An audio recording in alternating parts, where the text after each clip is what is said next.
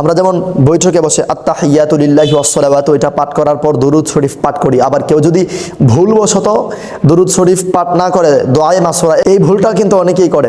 অনেক সময় দোয়ায়ে মাসুরা অর্ধেক পড়ার পর মনে মনে ভাবে আরে আমি কি দুরূদ শরীফ পাঠ করেছি। যদি এইরকম সন্দেহ থাকে তাহলে দোয়ায়ে মাসুরা পাঠ করে আসসালামু আলাইকুম রাহমাতুল্লাহ, আবার আল্লাহু আকবার বলে 2 সিজদা দিয়ে আবার তাশাহুদ দুরূদ শরীফ দোয়া মাসুরা পড়ে আসসালামু আলাইকুম রাহমাতুল্লাহ, আসসালামু আলাইকুম রাহমাতুল্লাহ দুন দিকে সালাম ফিরাবেন, নামাজ হয়ে যাবে ইনশাআল্লাহ।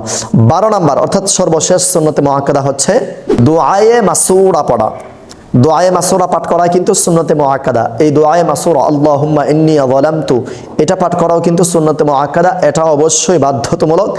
এই 12টি সুন্নতে মুআক্কাদা পাঠ করা বাধ্যতামূলক, আবশ্যক, আপনাকে অবশ্যই পাঠ করতে হবে। যদি একটাও ছেড়ে দিন তাহলে আপনার ওয়াজিবের সমতুল্য, মানে কবিরা গুনাহ হওয়ার সম্ভাবনা বেশি আছে। আপনাকে এই কাজগুলো করতেই হবে। যদি না করেন এগুলো হচ্ছে ওয়াজিবের সমতুল্য। যদি ছেড়ে দিন, ভুলবশত যদি ছুটে যায় তাহলে সাহু সিজদার মাধ্যমে আদায় করে নিতে হবে। আর ইচ্ছে করে যদি কেউ ছাড়ে তাহলে তার নামাজ হবে না।